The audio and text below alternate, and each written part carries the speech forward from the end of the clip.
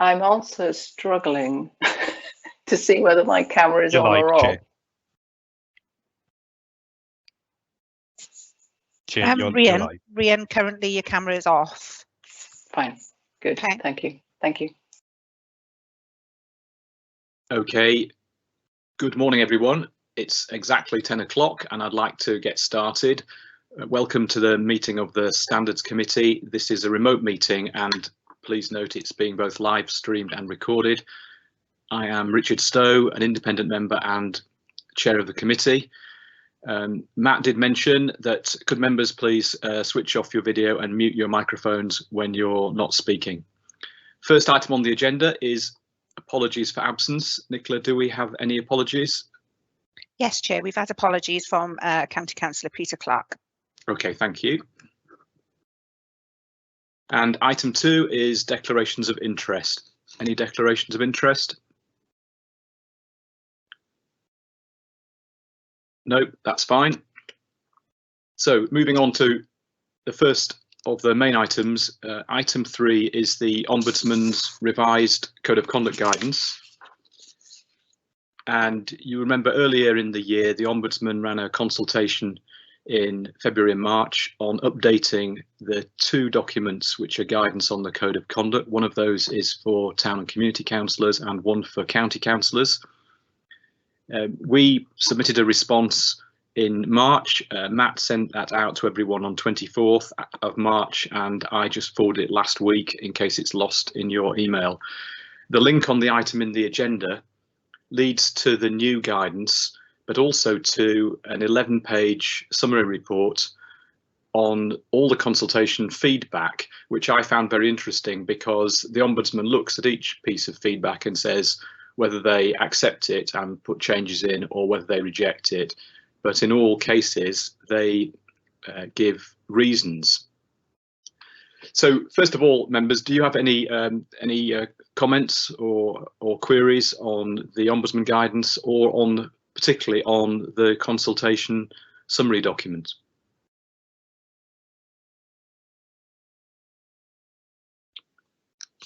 No, okay, that seems straightforward. Just to go through some of the main points that we did raise. The ones some were accepted in full and some were partially accepted. In particular, they did rewrite a line about the principles and the model code, which has corrected what was something incorrect in the first version. But one thing that they didn't agree with was something I'd asked for, is the examples in the conduct guidance are frequently drawn from adjudication panel decision reports, but they anonymise them and they won't give you a reference to the report. And so I suggested they could do that, and you'll see that in 4.1.1 they've refused to do that, saying it's not their role to name and shame, which was a strange response because, of course, all adjudication panel decision reports are put in the public domain. And the other major item that we queried was the disrepute section, and they did take on board the fact of member seniority being an important issue here, and they actually added a whole new paragraph, which is good, but they didn't say that they were going to develop criteria or try and explain to councillors when would behaviour cross the threshold, bringing your authority or your role into disrepute, which I think is disappointing because it's the disrepute provision means that the code is always on. So you can be essentially caught by the code for activity in your private life when you're not acting as a councillor. However, it's a good document, and in both cases I think that the guidance has been significantly improved. Any additional comments on that? Okay, moving on. The next item, number 4, is to approve the minutes of the special meeting held on the 13th of July, which was to handle the 2 dispensation requests from Councillor Tudor Thomas and Maggie Harris, who is on Children and Young Persons Select Committee. So if we can just do the minutes first, which are fairly short, it's just 3 pages. Are there any queries or comments or alterations needed in the minutes? Or can we approve them?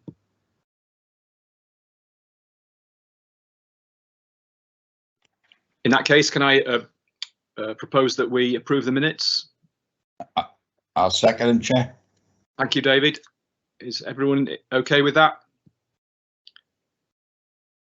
Thank you. So the minutes of the meeting of the Special Standards Committee meeting on the 13th of July are approved. The related item to that was the issue in the Code of Conduct that meeting uncovered, or the run-up to the meeting in particular uncovered, which was the way in which the code treats county councillors who are school governors differently depending on their route of appointment or their appointing body, and without any apparent justification.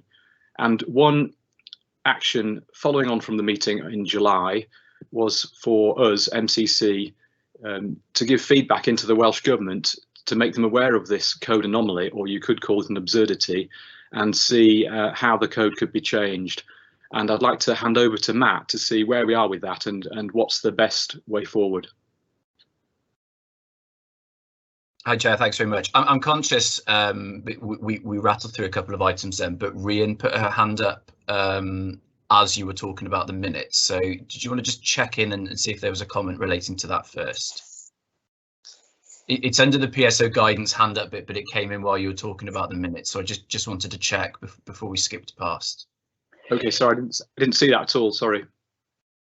There are typos in that document that need to be corrected. I'm sure it would be very easy to spot when somebody reads them thoroughly, but there are a handful of typos in there which somebody might need to address before publishing. Sorry, is this in the minutes? Yes. Yeah, okay. Do you want to say what they are now, or? Well, I can let Nicola know outside the meeting, but before they're published, they need to be checked because there are errors. Okay, but you don't think they're not substantive errors? No, they're grammatical and typo errors. Okay, thank you. Is that okay? So we can still approve the minutes subject to the typos and errors being addressed afterwards? Yes. Yeah. Thank you. So Matt, Code of Conduct and the anomaly over school governors. Yeah, thank you. So the anomaly was which was noted at the time of the dispensation hearing, which is available to see online should anyone wish to, was that we ended up in a strange position where, while a number of the people who were involved in the select committee meeting were governors in schools that were affected by the topic being discussed, which is the 4 to 19 school in Abergavenny, and it affected King Henry, Ysgolfenny and Derry View. Because some of them had been appointed there by the local authority, they had an automatic dispensation that it did not mean that they had a prejudicial interest, whereas those that had been appointed by their community council and therefore not the body that was considering the matter at hand meant that they did potentially have a prejudicial interest, which is why we needed a dispensation approach to just, well, level the playing field, basically. The reverse would potentially happen were a community council to discuss matters when some of their members had been appointed as governors by the county council. It looks like a genuine mistake. It is an anomaly, without a doubt. It meant that it required a process for some that wasn't required for others. I've sent an explanation as to what that anomaly was into a point of contact within Welsh Government. That person's passed it on to a couple of people who were involved in their local government democracy elements. As it happens, they're the same people who are involved in the ethical standards framework matters that we're about to go on to and speak in the next item. So I'm confident we've taken the action, we passed the information back, it is sat with the right people, and then I will report back at the point that I hear any further updates. Okay, thank you. Members, any comments or questions on that? I can't see any raised hands. Fine, thank you, Matt. The next item is the Ethical Standards Framework Review, and I do apologise that we sent you a 54-page document only 2 or 3 days before the start of the meeting. The reason was that was actually published on Thursday last week, the 14th of October, and we had no prior warning or notice about it. So this was originally going to be an agenda item where Matt was going to give us a verbal briefing on what is this ethical standards framework review and where's it going. But now we have the final report, and it appears actually that the work has been done and it's finished, and it's just not clear to me whether we as a committee will have any future opportunities for input. So Matt, I wonder if you could just explain your involvement in this, and particularly with the author, with Richard Penn, and what do you make of their timescales? Are they realistic for putting these changes through before the elections in May next year? And also in particular, do you think there is any opportunity remaining for us to comment on any of this, or is this a done deal? And there's a reference in the minister's statement to something called technical consultation for any legislation required, and I think that any changes to the code will require legislation.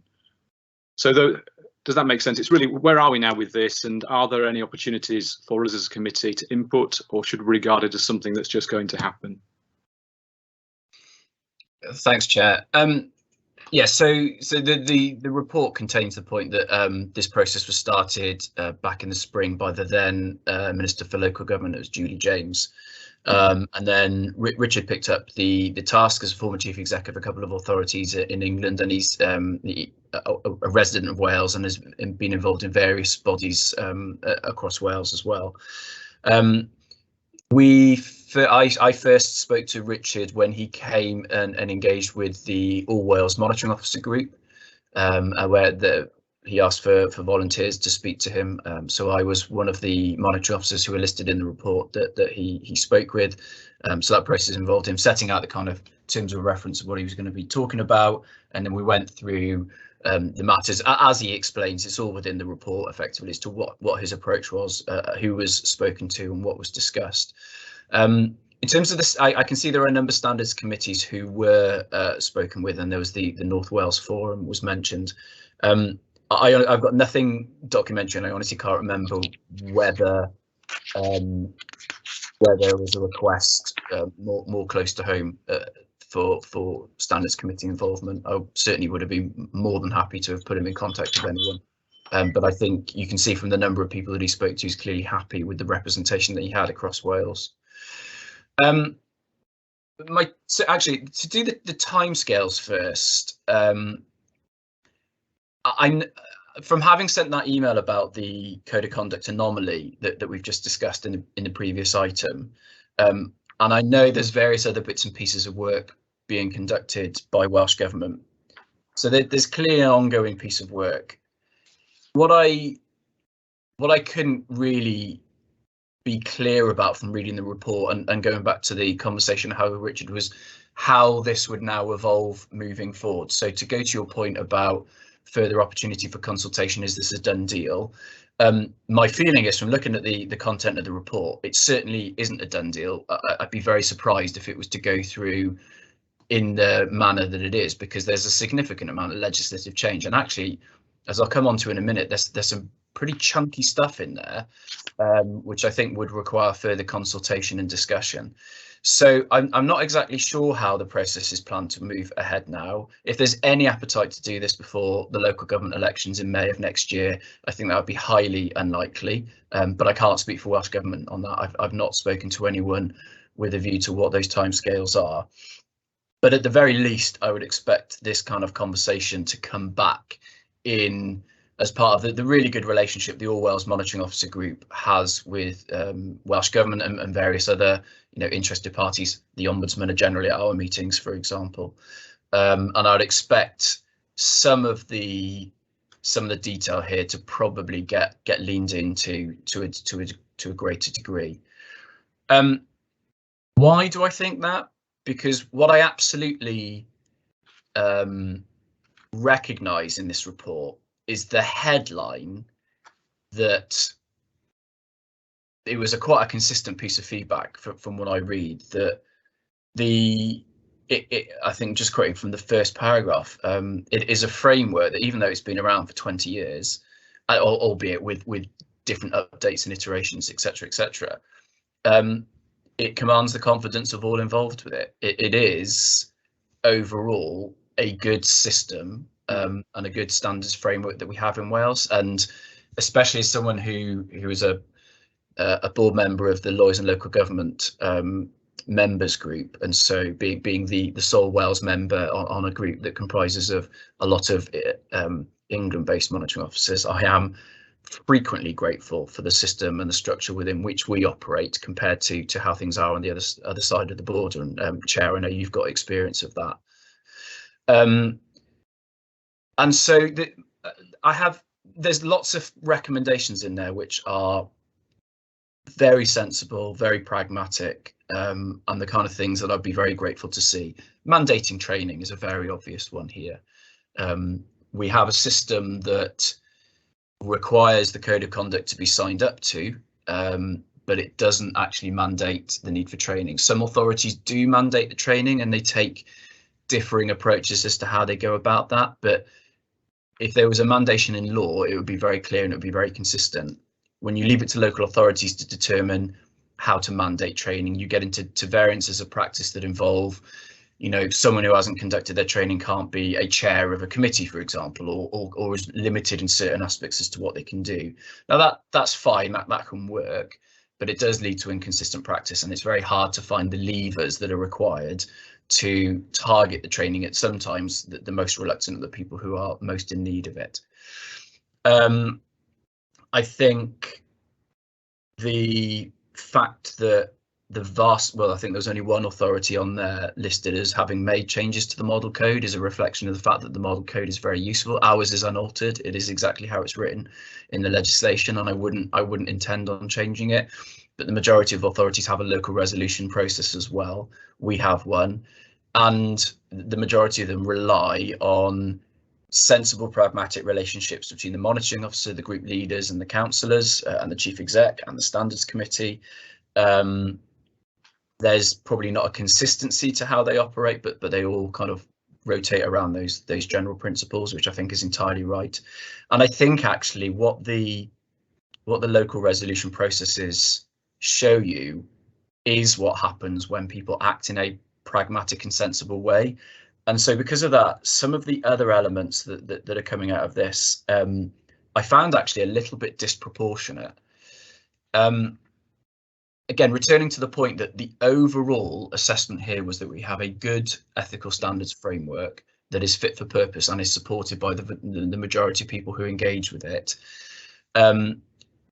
Some of the risks that were raised I found odd, such as the timeliness of public service ombudsman for Wales investigation, and I saw reference to criminal behaviour and risks of safeguarding. And for my money, if someone is in a position where there is criminal behaviour and there's safeguarding risks, then there are other processes that should actually be taken priority and precedent over a standards or code of conduct process.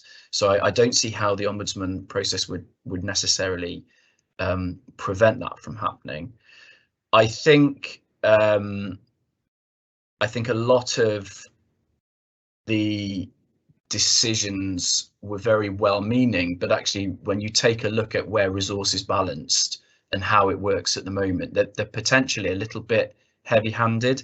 There was two that jumped out, which would require considerable legislative change, which was the anonymity of witnesses in the adjudication panel for Wales process, and also the ability to set media reporting restrictions. Yeah.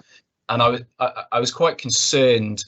Anonymity is a very rarely used and quite hefty piece of legal power that would, sit in some Crown courts and other areas of courts. This is a balance of probability standards approach, which works on a really good framework.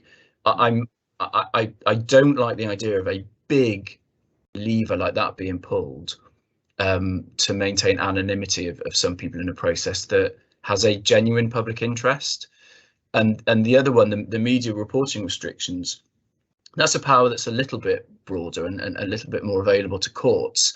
But the equation was drawn with an employment tribunal. Well, these are not employment tribunals. These are not matters of personal data and personal disclosure a lot of the time. We are all public servants who operate in the public eye. And so I felt a little bit uneasy. Those two sizable legislative powers were being cited to deal with a problem that I don't think is all that great. There will be individual examples without a doubt of cases not coming through because of reluctance and what have you.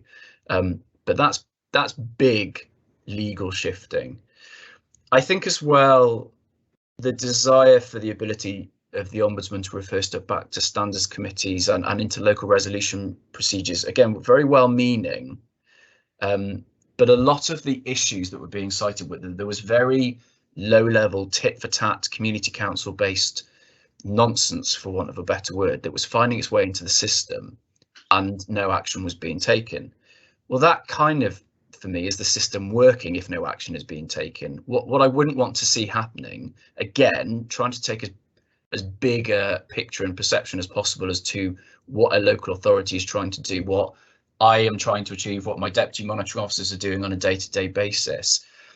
The idea of creating an industry around dealing with some of that stuff is a disproportionate reaction, again, for me. I absolutely get where the desire comes from, and there's undoubtedly examples where it would help. But we're going to talk about our the Ombudsman report in a little bit, and you'll see, you know, there's two referrals on there, and neither of them were taken anywhere. What you don't see is the number of people who come to me seeking advice in the first place. And because I can set out a very clear system that the Ombudsman has, a very clear process of deciding whether or not there is a prima facie case, whether or not there is public interest, which I disagree. One contributor has clearly made the point that it's subjective. I disagree. I think a public interest test is an objective test, but I understand again where the perception of subjectivity comes from.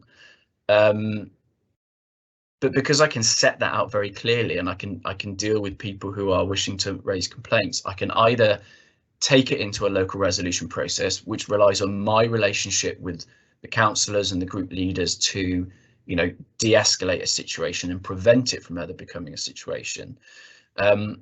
If we had an intermediary approach that was used more often, we would actually potentially over bureaucratize the situation, and you get less consistency between different local authorities. So I have a bit of a concern that in a very well-meaning way, you would actually lose the ability to sift out a lot of the low-level stuff that doesn't get to the Ombudsman by creating another process set up to deal with it. And then you get criticism of a local system being different to another local system. This stuff works at its most fundamental because people have accountability and responsibility. There are good relationships between the monitoring officer, the councillors, the group leaders, the standards committee, that there is trust. And actually a lot of the issues fall out of a lack of personal discipline, leadership of groups within community councils, and to try and in place a systemic solution to that, for me, could actually have the unintended consequence of making it a slightly more onerous task for everyone involved, and you'd have people even more likely to jump to the systems and processes in place in order to raise complaints, to use it as a stick with which to beat potentially political rivals rather than the process that we have. There was a point about the use of standards committee and community councils as well. Got a quote from it, is there needs to be consistency of approach. I'd actually argue the opposite. When it comes to how community councils work, every authority is very, very different. We've got 33 community councils. I think Pembridge has 70 odd. Cardiff's got 7. It's a huge population base, but we all deal with our community councils in very different ways, and they all have very different personalities. And within one authority, one community council, you know, the difference between a large geographic urban area, rural area, and a smaller, highly populated urban area, it's very different. So I think again, there's a risk of over bureaucratizing some of this stuff, when, again, to go back to the point that was made by everyone, we have a very, very good system already. So there's some things I'd love to see come into place. The training, especially because it goes to this whole point about it's how people act, it's about personal responsibility, it's about relationships. But there's some bigger legislative approaches being cited in there that I think would probably be disproportionate to the concerns that were raised about a system that overall works very well. Thanks, Chair. Yes, thank you very much for that. I absolutely agree with you about mandatory training. That would be very good. I also, on a first glance, initially, the code updates, the simple ones, look okay. I've got a few big concerns, though. Number one is, first of all, that this is a strategic report, and it's saying we're going to put these changes through at the moment before the elections. I think the consultation process was poor. If you look at pages 12 to 14 of the report, the consultees heavily slanted towards Welsh Government and local government officers. Only a handful of standards committees were involved. I estimate there's about 30 standards committees in Wales if you add up the principal authorities, the national parks and the fire and rescue authorities. I think, given the subject matter, that's very disappointing, and that's why I'm still really interested to know if there is a route or a mechanism for us now, when we've got more time to go through this, to write in responses along the lines that you mentioned, Matt. I was also concerned about APW. They were asked what they wanted, and basically said, we want powers to reduce transparency, which doesn't seem right when we're all about openness. But there was a big bombshell hidden away at the top of page 6, where it says increased use of local resolution of complaints, which sounds fairly innocuous. But then if you read the sentence immediately after that heading, it says the model code of conduct should be appropriately amended to require that any complaint should be considered for local resolution before it can be referred subsequently to the Public Services Ombudsman. And I thought, hang on a minute. At present, one of the huge strengths of the system in Wales is the complete independence of the Ombudsman, and the ability of the public have the right to go straight on the Ombudsman website and complain about a councillor, county councillor or a community councillor. And then the Ombudsman has various processes and discretion to what they do with that. But this sentence appeared to be saying we're going to take away the right of the public to complain directly to the Ombudsman. Of course, I know in low-level complaints, the Ombudsman may dismiss them straight away. They may say lack of evidence. They may send them back locally, whatever. But I think that's a cornerstone of the system in Wales and of the independence of decision making, which is good for the public, but it's also good, I think, for councillors who are the subject of complaints, because it's part of procedural fairness and a fair process. So I thought that was an astonishing statement to make on page 6. And then it said greater use of the Ombudsman's discretion for referral will be welcomed by monitoring officers and chairs of standards committees. Well, I thought, well, they didn't ask me. And actually, according to the consultee list, you've probably spoken to, I don't know, what, maybe half a dozen or slightly more chairs of standards committees, not the full members. And one thing lacking from the consultation was any route for input from serving councillors on the authorities across Wales at whatever level. That seemed to be completely absent. So that's why I'm still very keen to understand, does there remain a route for us to have input into the process? I think that independence thing, and back to what you were saying about Matt, yes, if you're lawyers in local government who were big respondents in the review of the English standards in 2018, 2019, what Wales has got that England hasn't got, it's independent decision making. Particularly through the Ombudsman. There is no equivalent in England.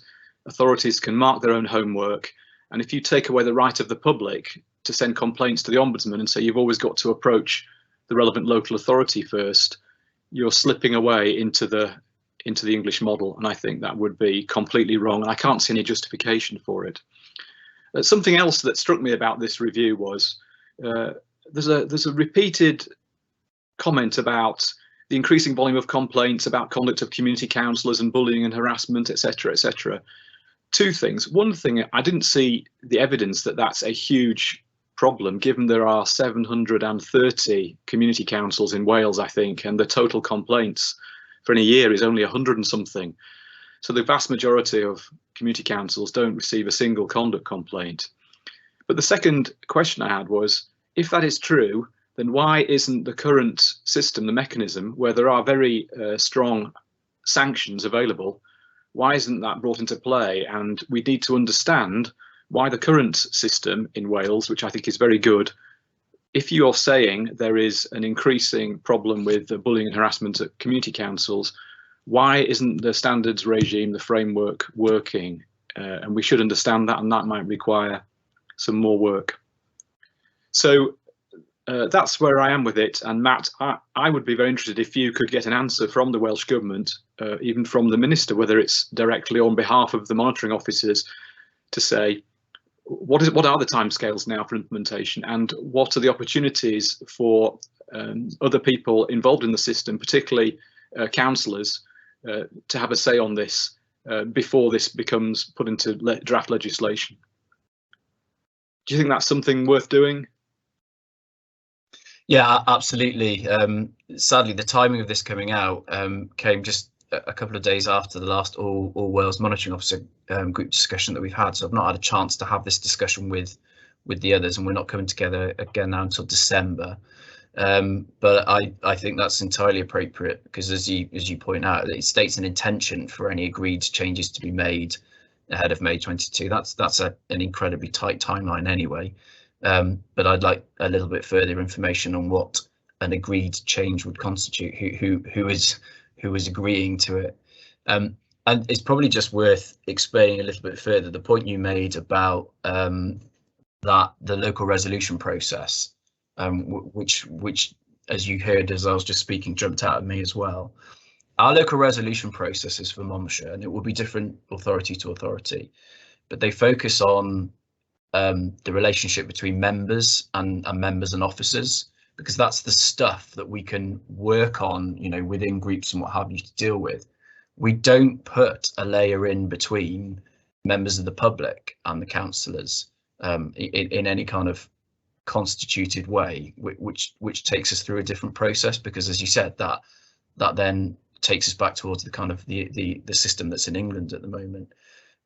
So it would require a whole process effectively setting up, which would separate members of the public from the ability to go to that independent body that's going to act consistently. So just in case people thought that I had a local resolution process for dealing with members of the public, I will engage. I will always advise on how the Ombudsman might work. I will pick up informal actions on their behalf to speak to members and see if we can find a resolution. But every advice and engagement that I have is littered with me pointing out that they do not need to wait for me. They don't need to rely on anything that I put to them. The Ombudsman is always the person that they can go to in a completely unfettered way. And I think that's a really, really important part of the process. Yep. Yes, thank you. Members, any further comments on this item or queries? I can't see any hands on my right hand of the screen. So Matt, if we could close that then with the action is on you or you and me, I can contribute to this, that we could put some communication into the Welsh Government directly on behalf of Monmouthshire and the Standards Committee, asking them to set out the timescales and the process by which the councillors and the public in particular could be involved in contributing to a proper consultation. Yeah, happy to do that, and I'll copy in some of the, like the chair of our monitoring officers group, for example, as well. Yeah. And then set up a line of communication that allows you to speak directly as well as the chair of a standards committee. I think would be appropriate. Yeah, that'd be great. Thank you.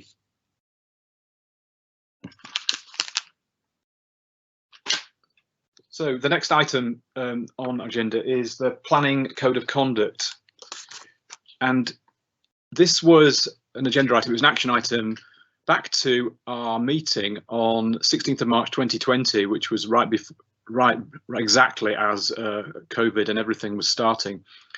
And it came out of the Constitution update because we discovered that there is a document called the Planning Code of Conduct or the Planning Code of Practice, which is in the public domain. It's on the Monmouthshire website under information about the Planning Committee, but it wasn't in the Constitution, under the part of the Constitution which holds the codes and protocols. So there is part 5, which has the Members' Code of Conduct, the Employees' Code of Conduct, the Member Officer Relations, the Local Resolution Protocol, etc., etc. And so this item really was just catching up with that meeting, and it was just so that we could understand what's the status of this Planning Code of Practice or Conduct. Will it be going into the Constitution? Does it have a review process and timescales? And if so, could we have some input to that? Because if you've had a chance to look at this as a document, it's about 95% protocol and procedure for running planning committee, but it's about 5 or 10%. It's also about standards of conduct and behaviour, because in particular, the things that can get you into real trouble at planning committee, predetermination, bias, apparent bias, pressuring officers or attempting to compromise their impartiality, and how to deal with lobbying by applicants or objectors or agents. So I just wonder if, Matt, if you are able to clarify those things, the status of the document, its position with the Constitution, and is there a review process? And when that happens, obviously not today, but when that happens, could we have an input to the conduct and ethics parts of this document? Yeah, so I've had an exchange of emails with the head of planning, Craig O'Connor, who is very keen to actually get into this, but he's somewhat fixed amongst the normal daily business with the process of the local development plan, and that's going through various iterations at the moment. It's taken up a lot more bandwidth than was ever anticipated. I want him to lead on this process because it's his document and he's keen to as well. He's absolutely he'd absolutely welcome standards committee involvement. There's absolutely no issue there. I don't want to, I mean, it's a 5-year-old document, which we've just spoken about a code of conduct, which is actually much older. So I don't think we're carrying particular risk because of its age or something like that. But there is a very obvious point in the near future where we should be aiming. So what I would like to do is get that process started with a view to having it adopted into the Constitution for council on this 17th of May next year, I think it is, which would be the first full council meeting, the AGM following the local government elections. And then at that meeting where the members of the different committees are defined, you've then got the induction training that follows for the different committee meetings, which is then of course the perfect opportunity for that new code to be briefed to everyone else. So that's the timescale I intend on working to, if that's it, and to adopt it into the Constitution in that May Council as well. So that's my proposed timeline, Chair. Thank you. Members, any comments or questions on this? Again, I can't see any hands. Right, thank you, Matt. That's confirmation. That was simply, I suppose it was a tidying up action, basically, is just confirming when it gets reviewed, we'd have some opportunity to contribute, and secondly, that it's got a path now to going into the correct section in the Constitution. Moving on to agenda item 8, which is the PSOW. Actually, it says annual report on the agenda, but it's actually the annual letter which is attached, which comes every year to the leader of the council from the Ombudsman, and this summarises the complaints in particular that have been made about conduct, both for county councillors and also for community councils within the Monmouthshire area. And I think Matt already mentioned, actually, if you see on page 8 of 9, the complete score for Monmouthshire County Council, yet again, is 1 conduct complaint closed with no evidence of breach for the whole year, which is, again, a very good result. And across the think 33 town community councils. Similarly, 1 conduct complaint closed, no evidence of breach, which again is very good. And I do think in the light of that, we should, as we have in previous years, we should commend the council for continuing to maintain high standards of member conduct. And it's also very encouraging, and particularly given the theme of the Richard Penn report about problems in community councils, to see just 1 complaint thrown out by the Ombudsman over the whole year, over the whole county. So I think it's, from a conduct point of view, it's a very good annual letter. Matt, do you want to comment on that? Yeah, I think, I mean, what we have seen in previous reports is when you get one generally community council that has a few clashes of personality, you can end up in actually what was kind of reflected in the ESF report that we just spoke to, with kind of tit for tat complaints. And so you can end up some years with your numbers increasing considerably just from one place, and we've had that before, and I don't doubt that there's other authorities on there who've experienced that this year. So I suppose there, but for the grace of good conduct is where we are this year. So we're quite happy to see just the 2 complaints go in and neither get investigated. The only thing I would add is that both the complaints were known to me before they were put into the Ombudsman, so that process of being able to raise matters and seek advice from me was there. They both sat within the context of kind of wider matters at play as well that I was involved in to a degree. Of course, what you don't see is the numbers that don't go through following that initial contact, and I must be honest, I don't keep that kind of record myself either. But it's nice to see when complaints do go through, I'm aware of them, or I've had a chance to discuss it with various people beforehand, which I hope shows the kind of system is working. Thank you. Members, any comments? Irene? Yeah, as the community council representative, can I just say how grateful we were for the full day's training with county councillors and community councillors and clerks, and how reassuring it is that we seem to be doing so well in Monmouthshire. So just thank you very much. Yeah, thank you. Very good, very important point about the training. Thank you. Okay, we'll move on then to a related item, which is the annual governance statement for this year, which is still in draft form because the accounts have been delayed due to the pandemic, and I believe the accounts which will incorporate the annual governance statement will be going to full council on the 4th of November. So the agenda item was looking purely at the section of the report under Principle A. So the governance statement is broken down into 7 sections, which are the framework given by SIPFA Solis. These are the principles, but Principle A fits very closely. You can see there with our core function as a standard committee, behaving with integrity, demonstrating strong commitment to ethical values and respecting the rule of law. So first of all, do you members have any comments on this section of the report, Principle A, which I think was paragraphs 32 to about 53? Is there anything that struck you there, or did you think there was any big issue missing? I mean, interesting, thinking immediately about Irene's comment, is whether there was anything in here talking about conduct training and the value of that and the positive feedback from it that's taken place in this year.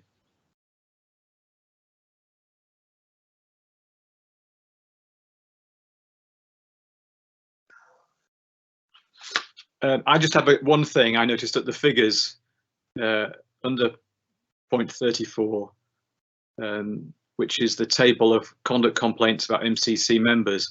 I think that the column for 2018-19 is wrong, and the number I would have for not upheld is 1, and the total complaints closed would also be 1, and the standards committee and adjudication panel referrals would be 0. And I checked back that data against the annual letter for 2018-19, and that was the data. In other words, 2018-19 for county councillors was the same as this year, One complaint was closed, it wasn't upheld, no referral standards committee, no referrals to the adjudication panel, therefore a total complaint closed of 1. Because I think if you look at that, that looked quite alarming. So the top line should read 3, 1, 2, basically, along the top, and the bottom line should read 4, 1, 2. That was one thing. And maybe a question for Matt about the respecting the rule of law.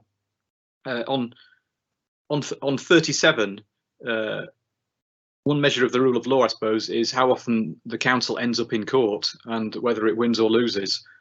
And I just wondered if you could explain the successful calling challenges and what that means on procedural grounds, and 3 judicial reviews were commenced or dealt with at the pre-action stage in the period.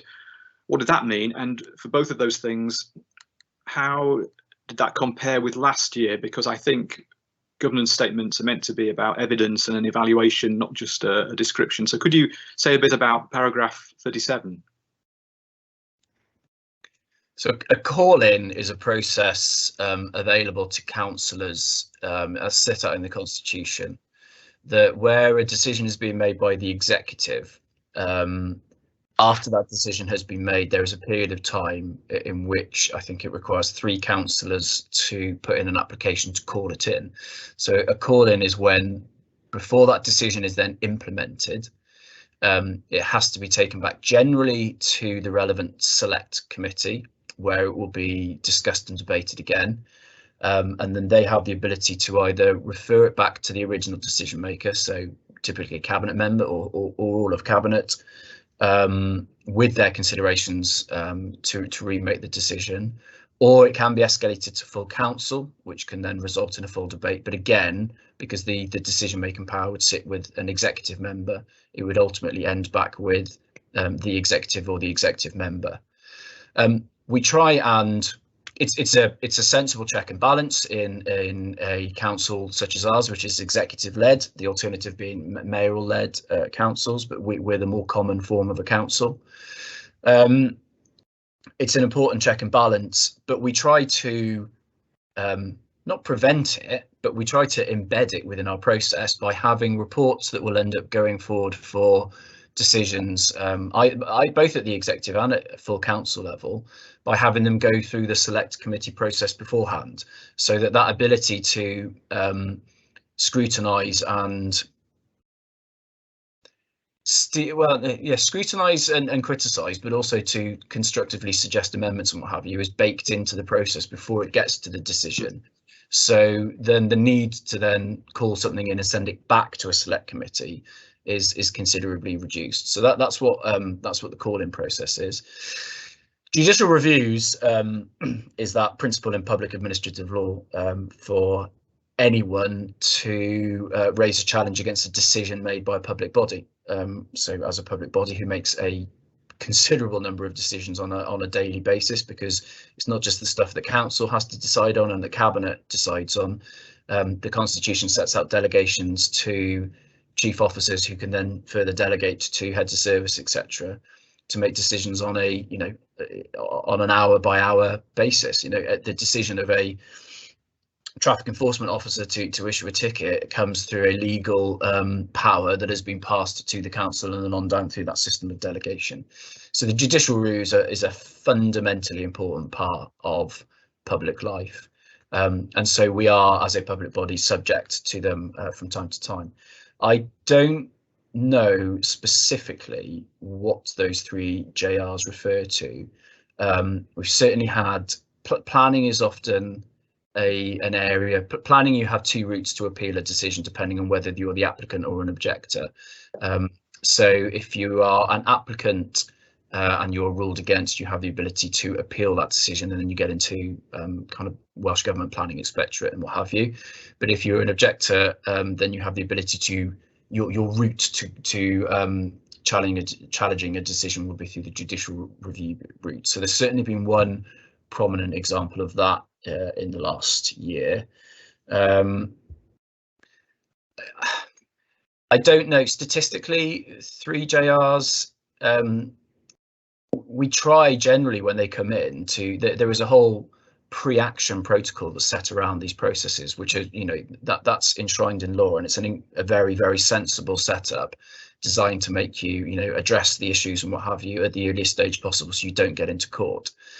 So as you can see there, they're commenced and dealt with at pre-action stage.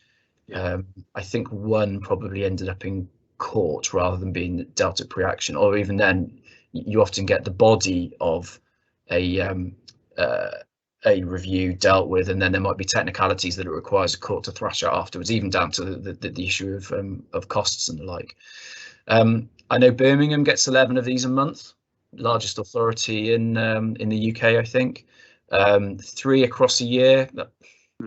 Is that normal for us? I don't know. There's a kind of a feeling that there is increased activity across, you know, Wales and the UK. It's a little, you know, COVID has had that impact and what have you, but it's not something that causes me concern, but obviously we'd always strive to try and avoid these as much as possible. Yes, thank you. So it was simply about, given the annual governance statement it's good practice to have, you know, the evidence, particularly if you can show changes, whether paragraph 37 could be changed in a way for any sort of simple tabular evidence that would show this year's numbers, whatever you think the meaningful numbers are, compared with last year. Whether that's possible, it was just a question when I was reading it. In the same way as, since we first started looking, we've got this table of the complaints total from the Ombudsman. These are the complaints I closed every year, and we can fit in the last 3 years. So you can see straight away if some numbers jumped out of line. I think when you're saying we believe that our governance arrangements are good regarding Principle A, well, someone can say, well, what's your evidence for that? Where is it? There may be a very simple way of putting some numbers around paragraph 37. That was a point. And it's a related thing, actually, which is back to your role as monitoring officer, and back to this last bit of Principle A, which is respecting the rule of law. Paragraph 43, it says, you know, you have the power to draw full council's attention to proposal decisions which could be unlawful, etc., etc. Whether it would be correct to say, as a final sentence to that paragraph, the monitoring officer made no such reports to council in 2021. You see, because it talks about, 43 says, I'm the monitoring officer, I've got this power, and then it doesn't say, did you have to use it during the year? So if I'm thinking of the governance, that's a key part of the governance framework, is your role and that power that you get through statute. So, but it's begging the question, well, did you have to do it a lot during the year or not at all? And again, how did that compare with the previous year? So it might have been the monitoring officer made no such reports to council in 2021 and made none in 2019-20. Just one sentence. And it just seems to add some evidence to something that otherwise is just a description of a power, and we don't know whether you used it or not, you used it a lot or. Yeah, well, Andrew Wathen, the author, is actually with us, so he'll have picked up the comments, and the JR piece should be simple enough to do. I'm sure those numbers would have come from me or my team anyway. Yeah, on 43, that's a simple sentence to put in. I'm going to use the opportunity to just explain what that is. It's called a Section 5 report. Yeah. And it's the monitoring officer's kind of nuclear button, if you like. So just in case people are wondering, you know, is it something that gets used from time to time? It does. It's an incredibly, it's my power to stop an action or an activity going ahead, sometimes that would have been the result of a political decision at council. So the instances of this being used in any local authority are incredibly rare. That doesn't change the point that you're making about making that point in the report. That's very simple and easy to do. I just wanted to take the opportunity to just explain to the rest of the Standards Committee what that power is and the fact that it's very rare. Similar to Section 151 officers who have their Section 114 power, which is a, to put it in my colloquial terms, is basically issuing a bankruptcy notice and put a cessation on spending. This is the monitoring officer's version. So in the grand scheme of the governance of any local authority, those are the two big powers that exist, and luckily, therefore, are very, very rarely used. or even threatened. Yes, yeah, thank you for that. Members, again, are there any comments or questions on this section, the Principle A section of the annual governance statement? Again, I'm not sure I can see any hands at the moment. Okay, I have just one final thing that struck me, and I don't know why it didn't in previous years, is Principle A says behaving with integrity and demonstrating strong commitment to ethical values. And what I realise is that on every time we get meeting agendas, on the back page, there are the aims and values of Monmouthshire County Council, and the 4 values: openness, fairness, flexibility and teamwork. And I also then noticed that these values are prominently listed on the new council strategy for summer, which is called Re-emergence, and it was re-emergence from the pandemic. And they're right there, top left, very, very visible. And I just wondered what their source was and the communication of these to employees and the public, and are they included in other processes? And I do remember, not long after I started, seeing a Paul Matthews video about really stressing that Monmouthshire County Council is I think he said, a values-led organisation. And it's these values: openness, fairness, flexibility and teamwork. And I think that thing of having core values, which I guess come from the chief officers and the cabinet, and having them communicated throughout Monmouthshire's, the website and throughout written communication, and explained to employees, and maybe part of other processes, could be included. And the chief executive's commitment that we are a values-led organisation, but perhaps that could be in here under Principle A in some way. And that was just a thought from looking at the back of our agendas, which always have these 4 values put down. So Matt, do you know where these values come from, and are they included in other processes like recruitment and appraisal, or in other things? Because it seemed to me I think that's a big thing for Monmouthshire, and particularly for the leadership. Yeah, it's one of those aspects, I suppose, that's so second nature to me, that you shining that light on it from that perspective is quite interesting. It's very baked in. They pre-exist my time here, but you'll see them appear on all agenda packs, I think, as they go out. Yep. It's in every job specification that's pushed out in that recruitment process that you mentioned. Yep. The most recent recruitment piece I did, actually, the eventually successful applicant actually structured a lot of the answers around those values in order to provide that structure and get into the mindset of what it is to be a Monmouthshire County Council. Corporate inductions, trainings carried out for new joiners.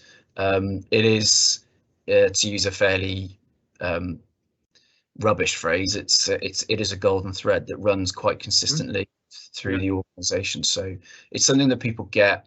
And then in terms of the overall strategic direction of the organisation, we have the corporate plan.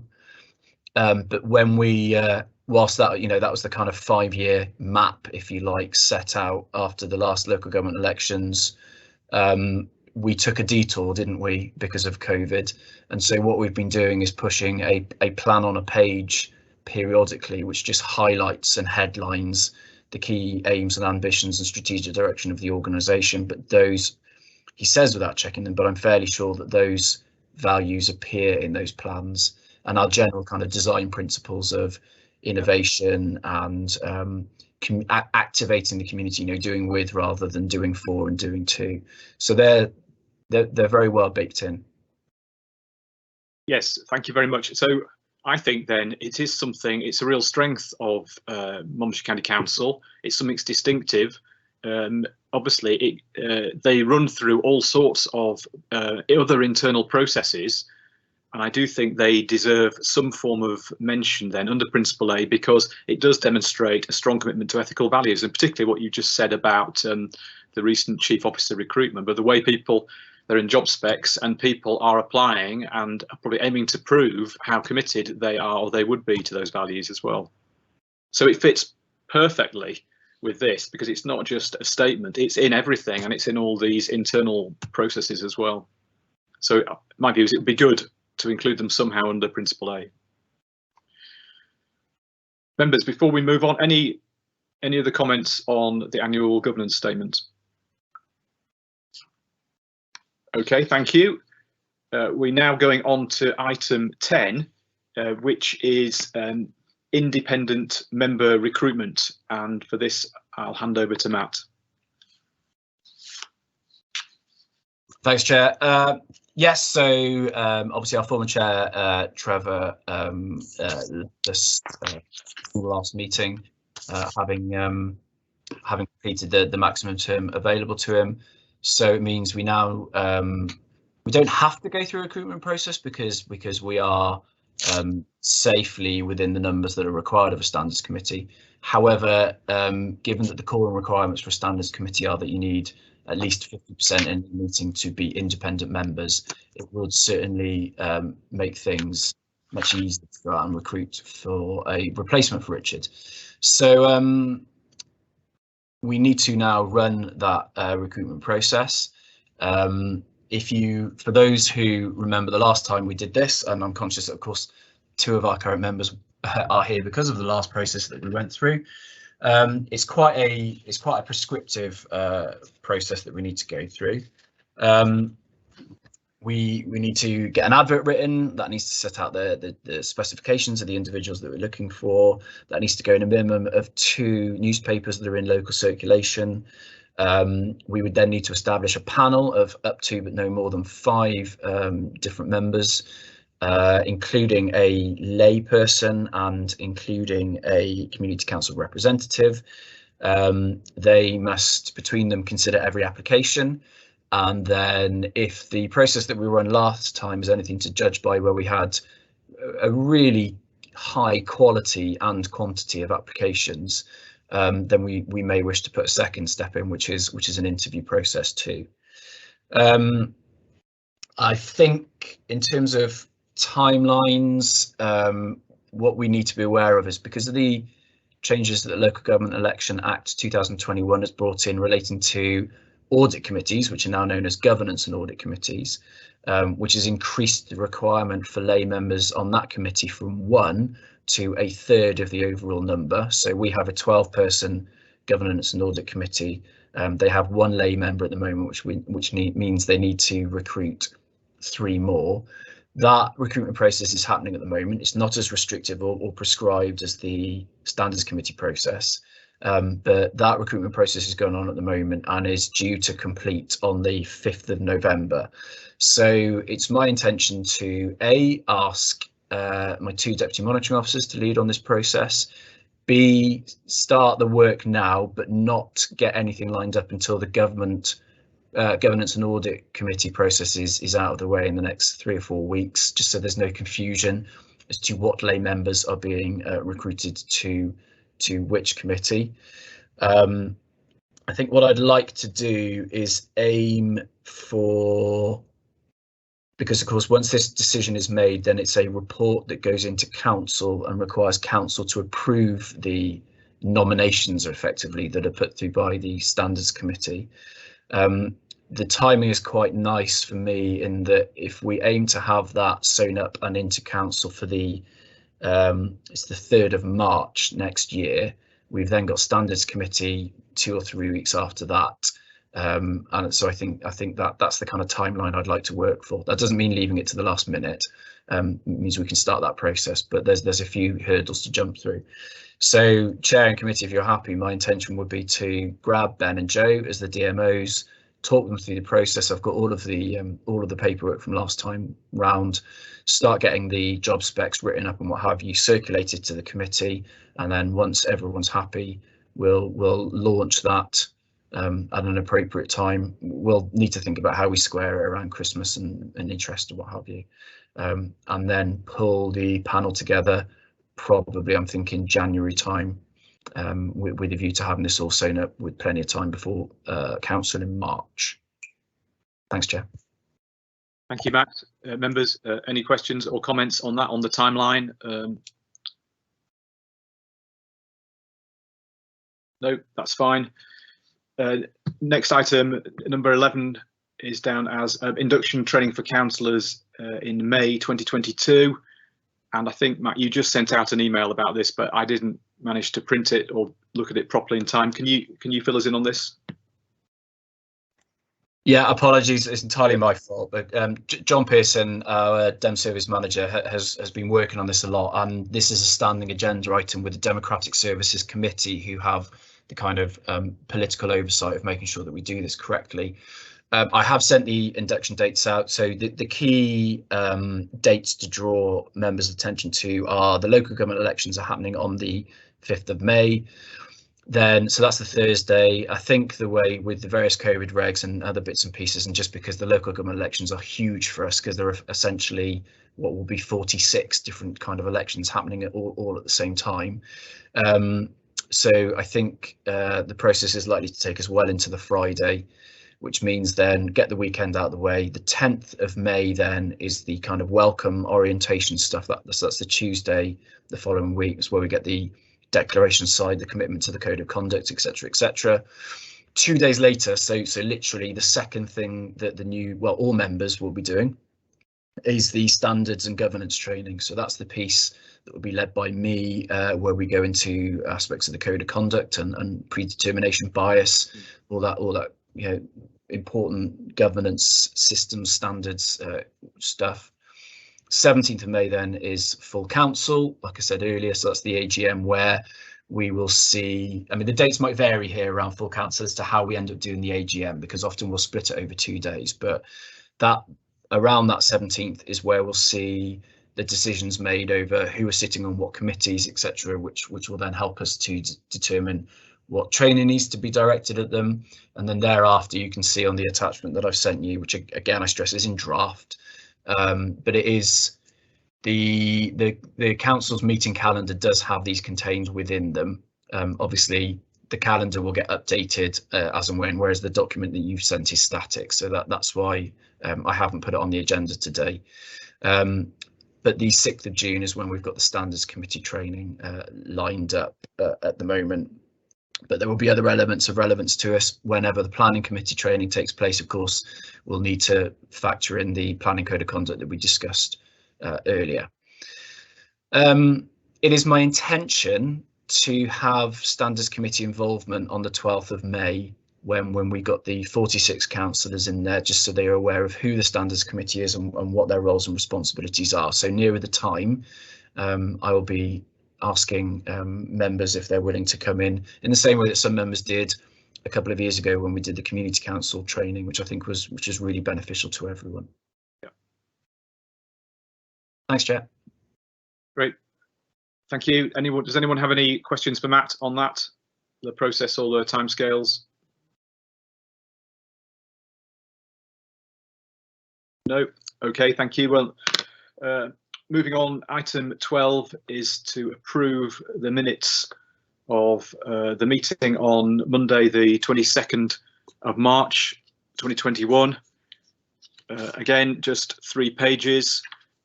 Members have anything they wish to comment on, or can see any errors or important omissions, please put your hand up.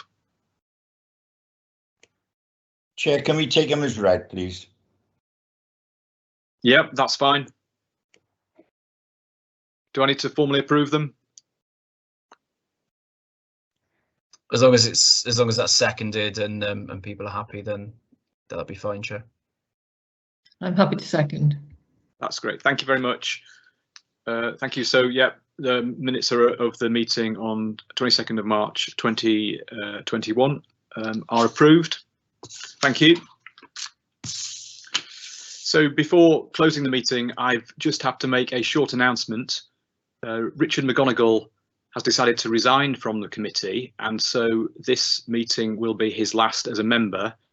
And on behalf of the committee, I'd like to thank Richard for all of his valuable contributions to our meetings and decisions, and for over 4.5 years service as an independent member. And perhaps Matt, you want to say something as well? Well, I'll echo that, Chair.